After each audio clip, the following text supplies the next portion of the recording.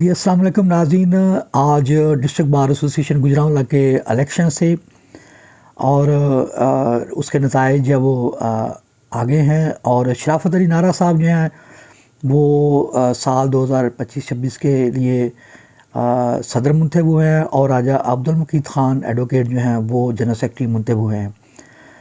اور مقابلہ جو ہے نا وہ بڑا خوش اسلوبی سے ہوا ہے، اور پہلی دفعہ 2400 کے قریب جو ہے وہ لوگوں نے بائیو میٹرک کے ذریعے جو ہے نا وہ اپنے رائے دہی کا استعمال کیا ہے۔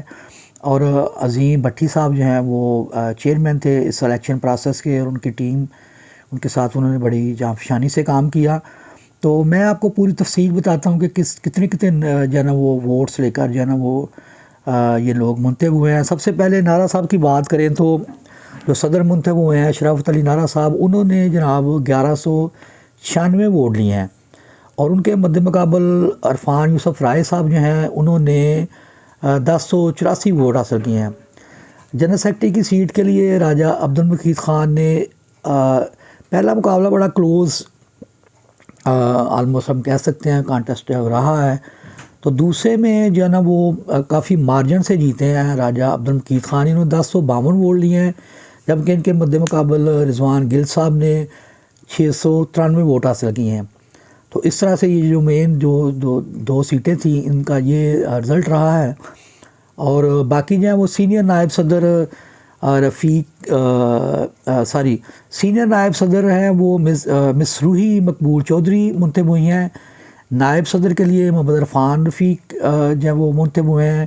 جوائنٹ سیکرٹری میاں سلمان شبیر، فنانس سیکرٹری آصف ناصر صاحب، لائبریری سیکرٹری جو ہیں وہ ہنا سلیم راجپوت، اور ایڈیٹر جو ہے وہ میاں فجاد حسین مہر جو ہے نا وہ منتخب ہوئے ہیں۔